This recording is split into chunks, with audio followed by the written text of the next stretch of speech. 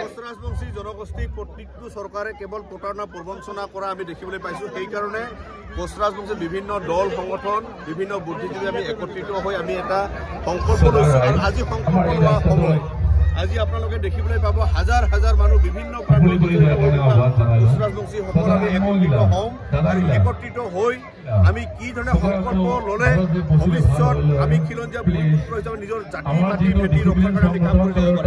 আমাৰ এটা স্পষ্ট কথা, কোচ ৰাজবংশী জনগোষ্ঠী খিলঞ্জীয়া ভূমিপুত্ৰৰ স্বাভিমানী জনগোষ্ঠী নিজৰ স্বাভিমান অটুট ৰখাৰ কাৰণে আমাৰ যিখিনি কৰোঁ সেইখিনি কাম কৰি যাম। ৰাজনৈতিক পাচা খেলত বন্দী কৰি কোচ ৰাজবংশীসকলক যি বাৰে বাৰে অন্যায় অত্যাচাৰ কৰি আছে তাৰ কাৰণে আজি আমি একেলগে থাকি আমি সকীয়াই দিম। ২৬ বিধানসভা ইলেকশ্যনৰ আগত যদি কোচ ৰাজবংশী সকলৰ যি ৰাজ্যব্যাপী দাবী ৰাজ্য গঠন কৰাৰ বাবে আমাৰ সভাই ঐক্যবদ্ধভাৱে এই কাৰ্যসূচী সফল কৰাৰ বাবে অনুৰোধ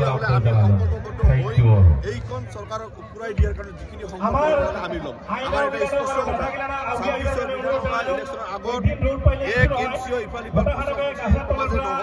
যদি আমাৰ ৰাজ্যৰ পৰা যে বঞ্চিত কৰে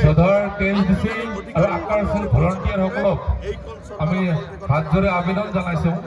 তেখেতসকলে মঞ্চৰ আছে আমাৰ গোটেই সভাখনক পৰিচালনা কৰাৰ কাৰণে আহ্বান জনালোঁ।